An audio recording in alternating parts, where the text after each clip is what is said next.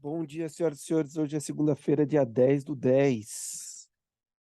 Um disclaimer aqui. Essa é a visão do mercado da taxa de gestão do patrimônio. Bom, recebemos aqui o boletim Focus, né? A dinâmica com relação ao IPCA entra na 15ª semana, mas com relação ao PIB, depois de 14 semanas aproximadamente, se não estiver equivocado, de revisão para cima, a gente vê o mercado estabilizando as expectativas, ou seja, dando uma pausa aí nos ajustes de revisão para cima do PIB, né? A gente já viu algumas casas dizendo que o PIB pode crescer mais de 3%, portanto, porém, o Focus, né, o conceito do mercado aqui por hora, ele entra numa estabilidade, né, parou para dar uma olhada, né? A gente vê o ano inteiro ele num platô, sobe, platô, sobe, platô, sobe, platô, enfim. Então vamos aguardar para ver se o mercado se tragam novas informações que possam fazer com que o mercado continue seu ritmo de revisão para cima do IPCA. O câmbio, pela 11ª semana consecutiva na estabilidade, e a Selic pela 16ª semana pela estabilidade. Bom, seguimos com esses fatores aqui, porém, guerra na Ucrânia, né? A gente vê aqui Putin bombardeando as cidades e regiões civis, né? É muito louco, para dizer outra coisa, né? Você vê um homem como esse faz lança um vídeo para sua comunidade dizendo que os ataques início foram em regiões militares. Aí, enfim, hoje tem internet, está aí, você pode olhar as pessoas gravando pelo seu celular e mostrando que atingiu áreas civis, né? Assim, sendo que uma dessas áreas foi o consulado alemão. Então, por onde eu vi alguns analistas comentando hoje de manhã. Então, isso pode escalar para um nível um pouco mais agressivo, tá? Então, assim, percepção é de que vale ficar atento, né? Essa semana a gente tem relatórios sobre inflação nos Estados Unidos, em outros lugares, aqui no Brasil também.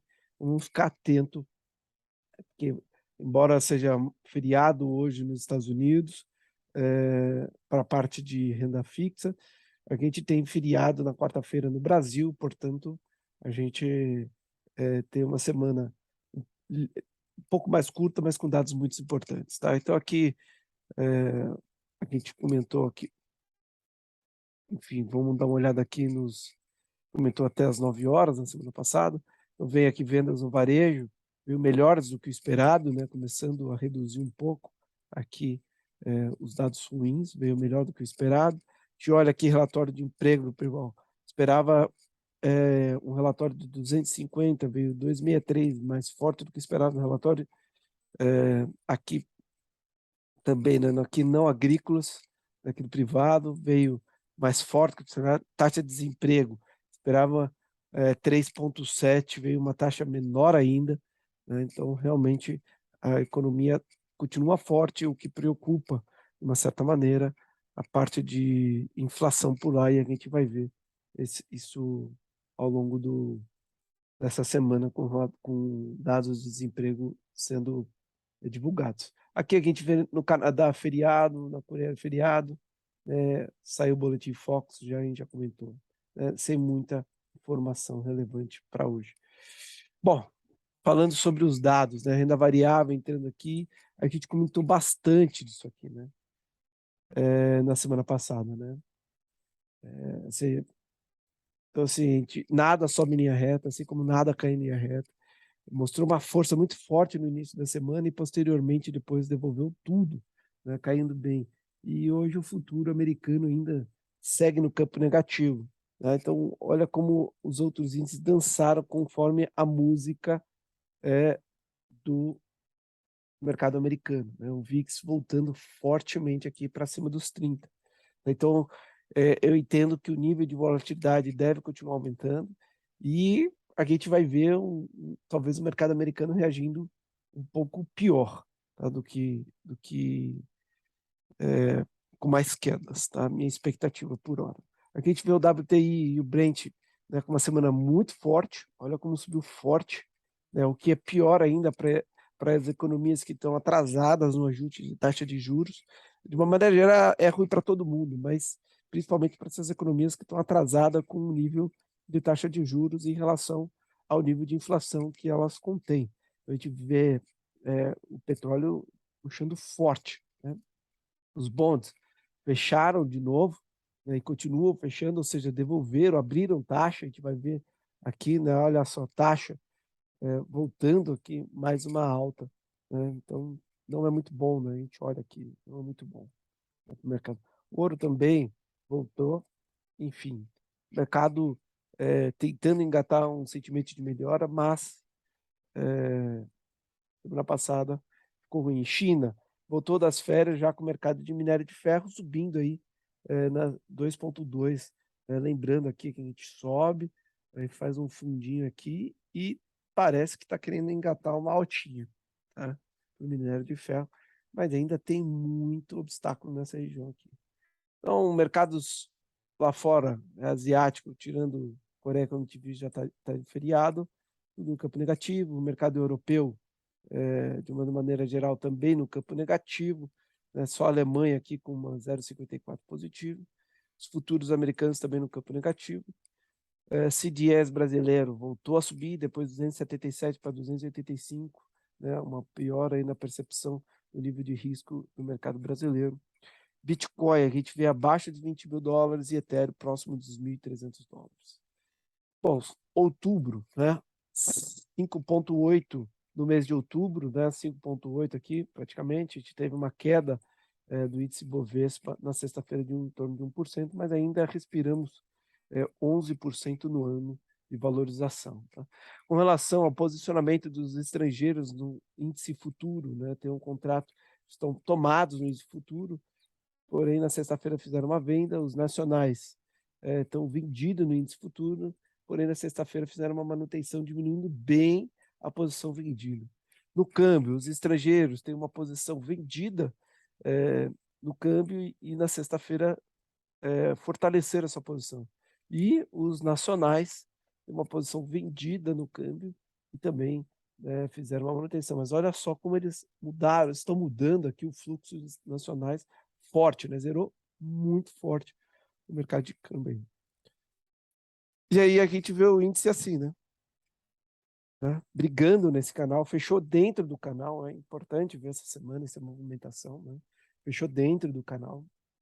A gente tem aqui, por mais que a gente tenha um movimento muito forte, né, algumas semanas, realizou um movimento forte na semana passada, subimos bem na semana passada, né? Então a gente pode ter uma semana aqui corrigindo um pouco, ver se foi um falso rompimento dessa linha de tendência de baixa que a gente vê, né, nessa resistência aqui, tá? Então, e respeitou por enquanto na sexta-feira, né? Caiu, mas ela não entrou para dentro dessa região amarela novamente, né? Foi cirúrgico.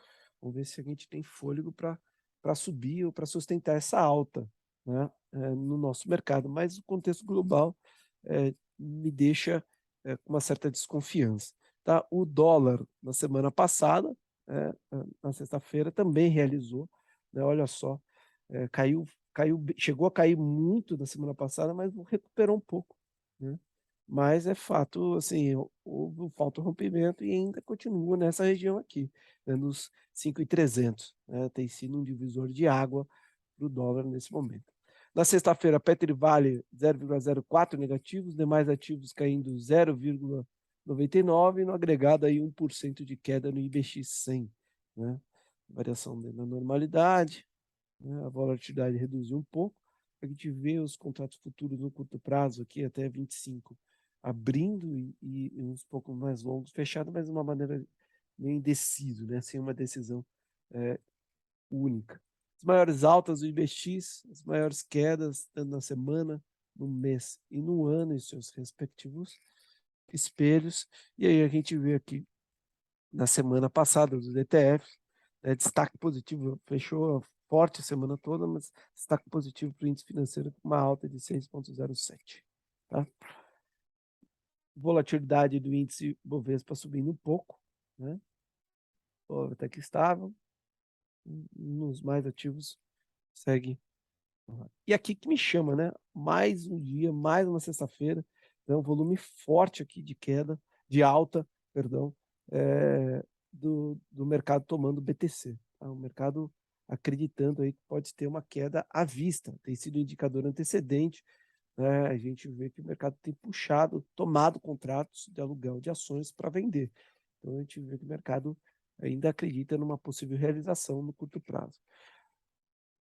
Mais alugados, ativos mais alugados, mais devolvidos, e aqui o estoque, né, dos ativos mais alugados e que o mercado acredita numa queda aí dos ativos que eu acompanho. Tá bom? E aqui a gente vê a taxa pré, o movimento está, né, olha só, a gente vê aqui, 5 dias atrás estava aqui, né? Olha o fechamento do IPCA aqui. No entanto, a gente vê o quanto subiu isso aqui, né, de 5 dias, a expectativa de inflação. A gente vê que o boletim Fox Favor é um fechamento ainda de curva da inflação, mas olha como o mercado operou a curva, né, aumentando aí praticamente 5 dias. A taxa pré um pouco mais estável, que no curto prazo, né, houve aqui também uma abertura da curva, até aqui 1 ano praticamente, e depois a curva vai fechando, né?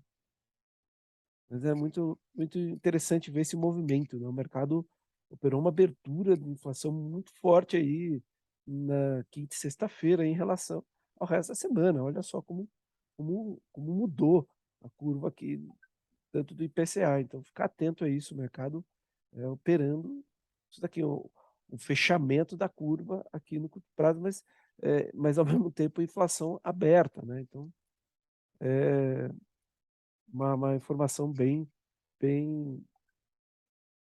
um mercado bem volátil aqui na renda fixa. Tá operando. Então, basicamente é isso. Agradeço a atenção de vocês aqui. Desejo a vocês uma boa semana. E se Deus quiser, a gente nos vê amanhã. Muito obrigado e até breve.